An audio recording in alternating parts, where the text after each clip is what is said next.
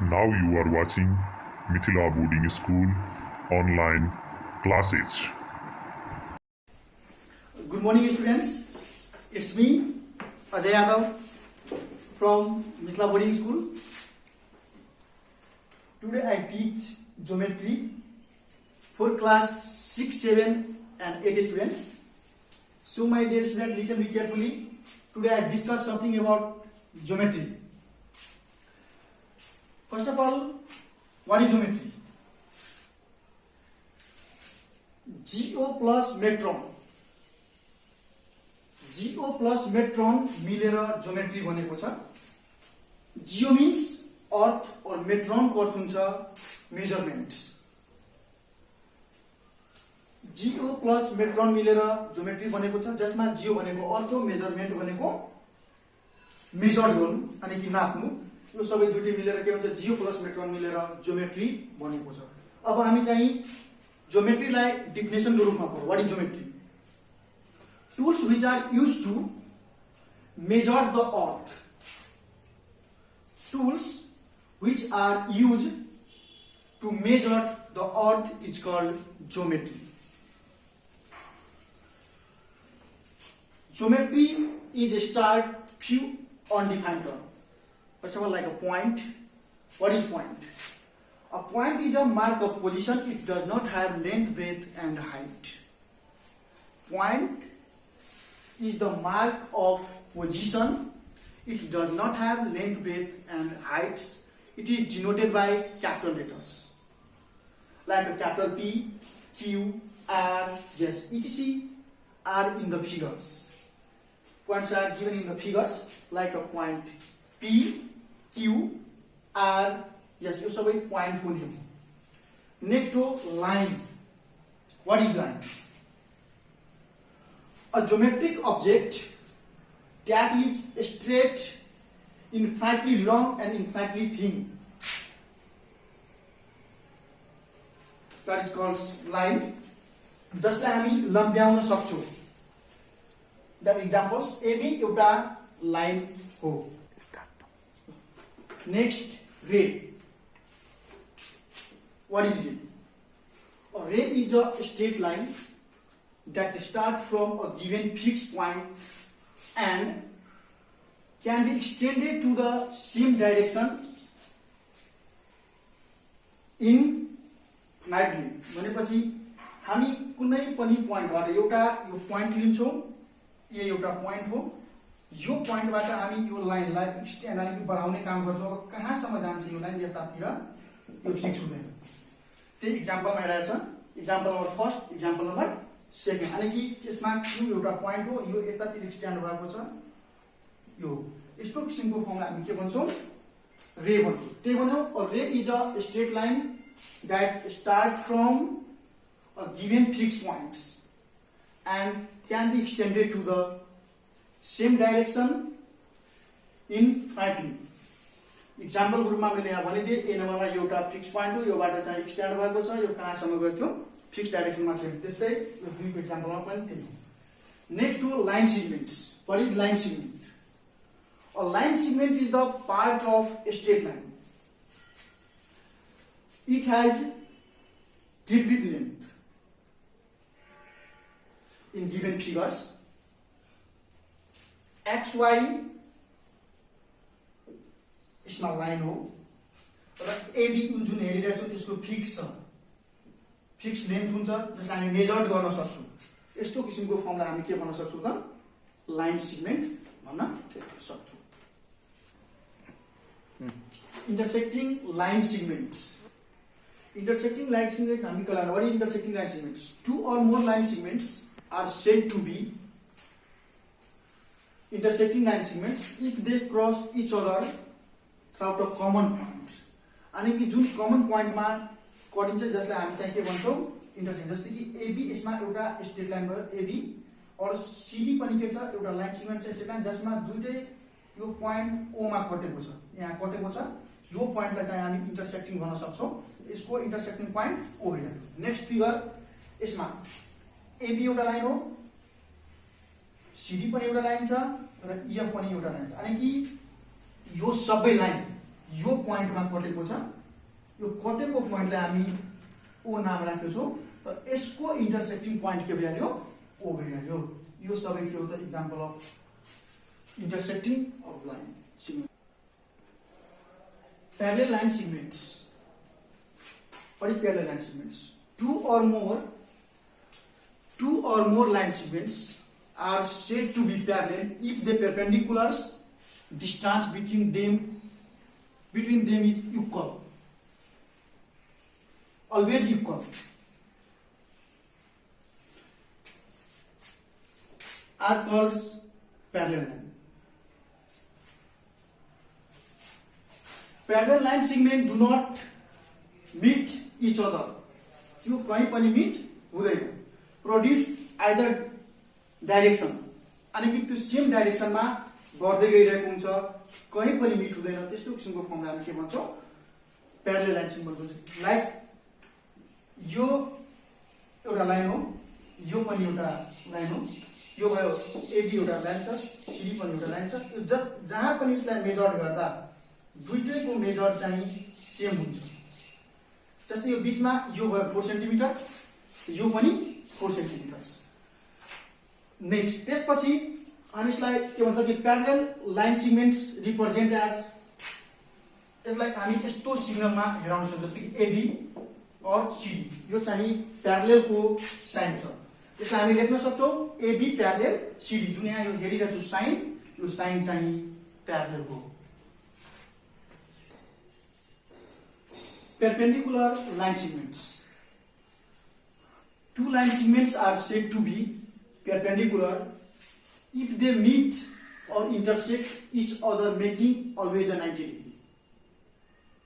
जुन angle 90 degree को फर्ममा मिट हुन्छ त्यसलाई हामी चाहिँ के भन्न सक्छौँ, perpendicular। जस्तै एबी एउटा लाइन हो, यसमा सिडी perpendicular ड्रन भएको छ, यो 90 डिग्री को फर्ममा छ। नेक्स्ट फिगर पीक्यू, यो चाहिँ आरएस ओ पोइन्ट, यो कटेको पोइन्ट हो, यसलाई चाहिँ हामी मिटिङ पोइन्ट भन्न सक्छौँ र यो दुईटै पोइन्ट के गर्छ त 90 डिग्रीको एंगल बनेको छ। यो सबै के भयो, perpendiculars। We write it as CD, CD perpendicular to AB, CD चाहिँ एबी लाइनमा perpendicular के भन्छ ड्रन भएको छ। त्यस्तै आरएस, आर और एस पोइन्ट perpendicular ड्रन छ पीक्यू मा at a point oh.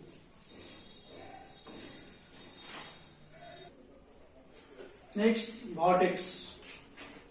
What is vertex? Two straight line meet at a point, then point is called vertex.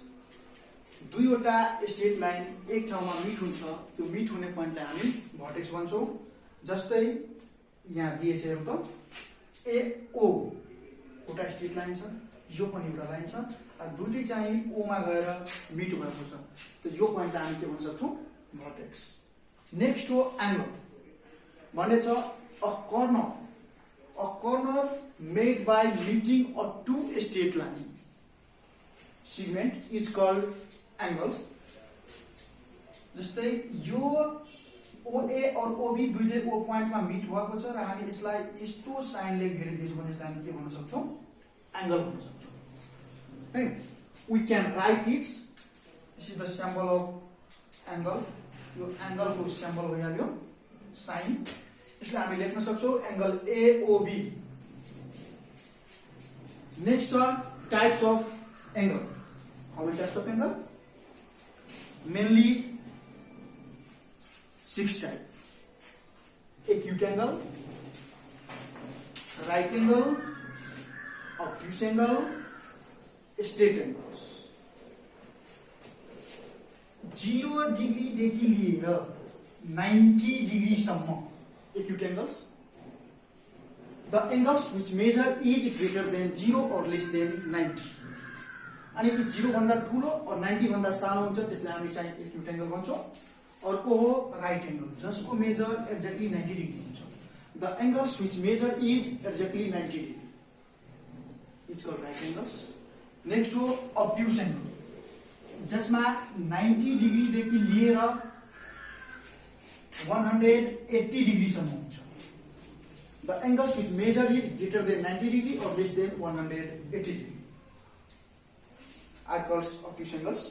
Next, straight angle. जसको some exactly 180 degree हुन्छ. The angles which measure is exactly 180 degree.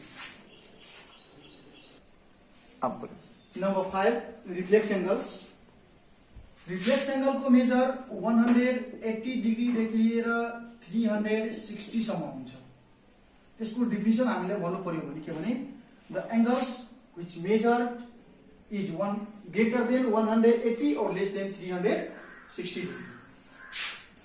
Next to angles of computer. यसको some exactly 360 degree हुन्छ. यसलाई के भने the angles which measure it exactly 360 degree are called angles of computers.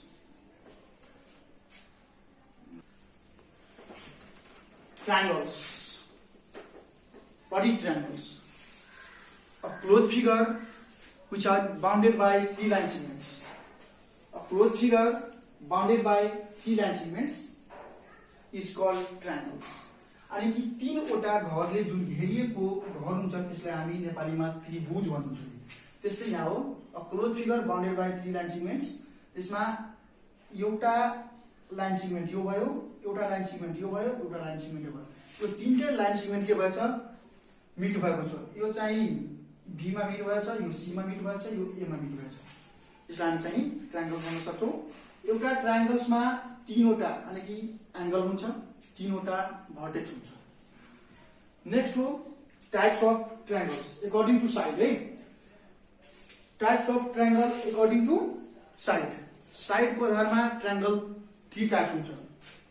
Equilateral triangles, isosceles triangle र scalene triangles. All sides are equal. All sides are equal. Equilateral triangles. Any two sides are equal.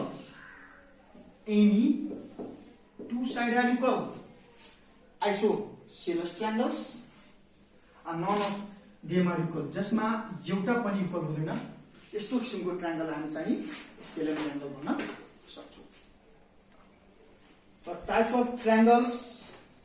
Next to types of triangle according to angles. Types of triangles according to angles.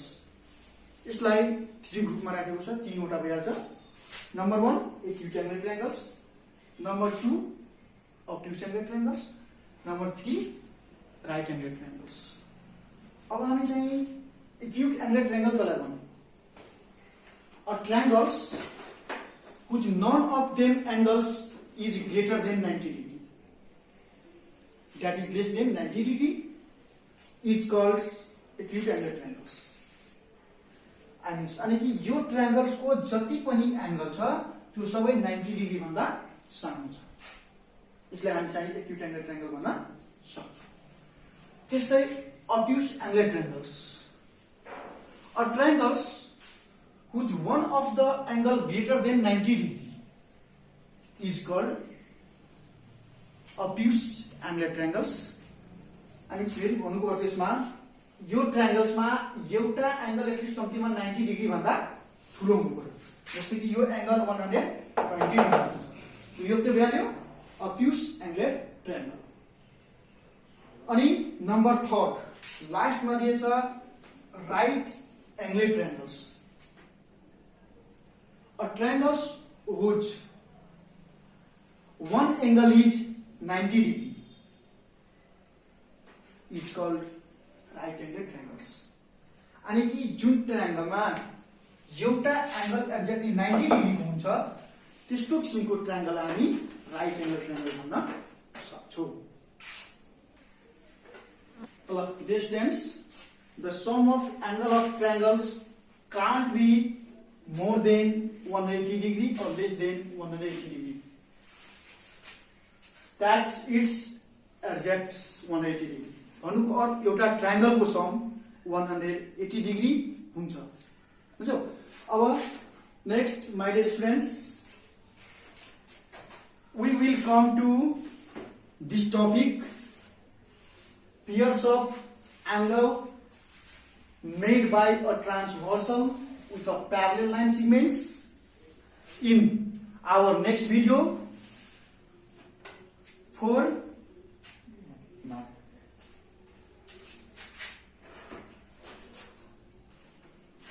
Now, thank you for watching. It's and wait for next video.